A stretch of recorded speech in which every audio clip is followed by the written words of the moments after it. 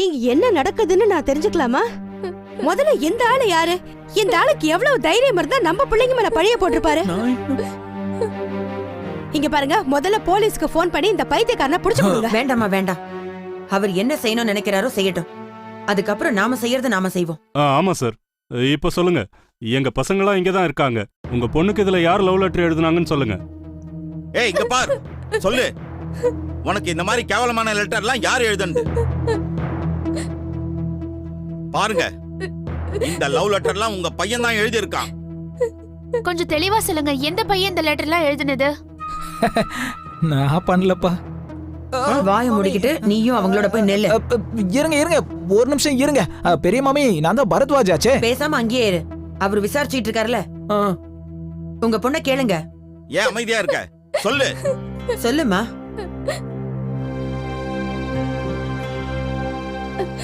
நீ எதுக்கும் பயப்படாதம்மா, தைரியமா சொல்லு. இவங்கள யார் உனக்கு லவ் லெட்டர் எழுதுனது? என்னாச்சுப்பா? இங்க என்ன நடக்குது? ஏன் கும்பலா நிக்கிறீங்க? வணக்கம். வணக்கம். என்னாச்சு? அப்பா, இது ரொம்ப பெரிய கதை. நான் உங்களுக்கு அப்புறமா சொல்றேனே. நீ சொல்லுமா. இவங்க 3 பேர்ல எந்த ஐகஷ்யப் உனக்கு லவ் லெட்டர்லாம் எழுதி அனுப்புறது? ஐகஷ்யபா? லவ் லெட்டரா? அத இஷான் தான் எழுதுனா. டேய் நீயா? டேய், சத்தியமா சத்தியமா நான் எழுதுதா? என்ன நம்புங்க. கொஞ்சம் சும்மா இருக்கீங்களா? எங்களுக்கு தெரியாம எப்படா? வாயை திறந்து சொல்லு. இதுல யாரு உனக்கு எழுதுனது? போய் காட்டு.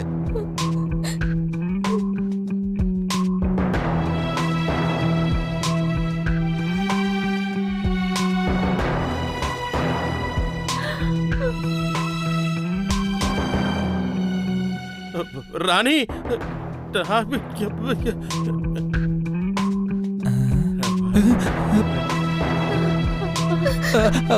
சத்தியமா இல்ல நிஷா. இல்லைஷ்டாக்கா. நான் இல்லம்மா.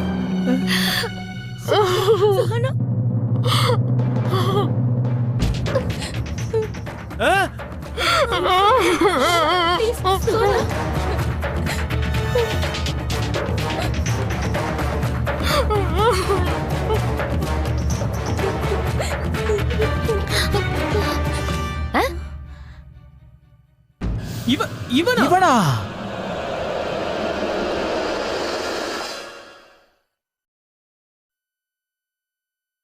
என்னடா பாத்து புடிங்கடா அவனை. ஐயோ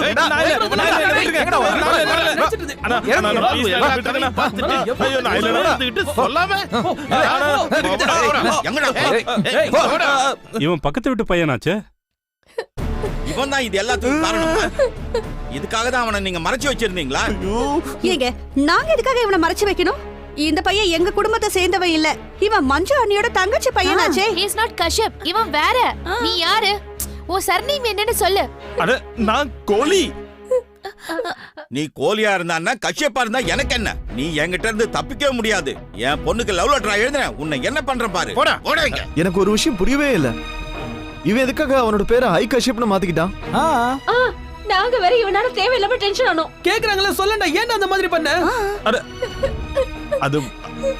அது வந்து ஐ கஷ்யப்ங்கற பேரை வச்சுக்கிட்டு உங்க அட்ரஸ்க்கு லெட்டர் எழுத சொல்லிருந்தேன். அது மட்டும் இல்ல, டைம்க்கு லெட்டர்ஸையும் எடுத்துக்கிட்டு இருந்தேன். ஆனா உங்க லெட்டர் பாக்ஸ் உடைஞ்சதுக்கு அப்புறம் தான் எல்லா பிரச்சனையும் ஆரம்பமே ஆச்சு.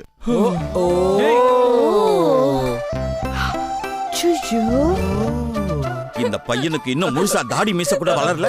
அதுக்குள்ள என்னென்ன காரியம் பண்ணிருக்க பாத்தீங்களா? உன்னை நான் இன்னைக்கு சும்மா விட மாட்டேன்டா. உன்னை என்ன பண்ற பாரு. இருங்க இருங்க, கொஞ்சம் அமைதியா இருங்க. இருங்க இருங்க. இது பாருங்க, நீங்க இவனை என்ன வேணாலும் செய்யலாம். ஆனா எல்லாமே வீட்டுக்கு வெளியே நடக்கும். கிளம்புப்பா. இங்க பாருங்கய்யா, இவன் பண்ண காரியத்தினால என் பொண்ணு பரீட்சையில ஃபெயில் ஆயிட்டான். அவளால சரியா படிக்க கூட முடியல. சார் ஒரு நிமிஷம் இருங்க. 2 பேரும் ஏதோ சின்ன பசங்க, விவரம் தெரியாதவங்க, ஏதோ தப்பு பண்ணிட்டாங்க. இவன் என்னதான் பக்கத்து வீட்டு பையனா இருந்தாலும் எங்க வீட்டு பையன் மாதிரி தான். இனிமே இந்த மாதிரி எந்த தப்பும் நடக்காதுன்னு நான் உங்களுக்கு வாக்கு கொடுக்கறேன். இது பாருங்க, உங்க பொண்ணு நல்லா படிச்சு பாஸ் ஆகணும்னு நினைச்சா நான் சொல்ற மாதிரி கேளுங்க. அதுதான் நல்லது. இவளுக்கு ஒரு டியூஷன் டீச்சர் வச்சிருங்க. நிறைய ஸ்பெல்லிங் மிஸ்டேக் பண்றா. எவ்வளவு மோசமா இருந்துச்சு தெரியுமா? நிறைய கிராமர் மிஸ்டேக் வேற. என்ன லெட்டர் நானும் படிச்சேன். நிறைய ஸ்பெல்லிங் மிஸ்டேக் இருந்தது. நீங்க டீச்சரை வச்சா எல்லாம் சரியாயிடும். பாத்தியா, இங்க கூட உன் அப்பா மனத்தை வாங்கிட்டியே. உன்னால ஒரு லெட்டர் கூட சரியா எழுத முடியாது. வீட்டுக்கு வா, அங்க நான் உனக்கு யாருன்னு காட்டுறேன். வா. பெரிய கூத்து மாதிரி நடந்து போச்சு. சரி சரி, வேலையை பாருங்க. எவ்வளவு கரெக்டா பண்ணிட்டாரு. ஒரு நிமிஷம், நான் பயந்தே போயிட்டேன் ராணுல.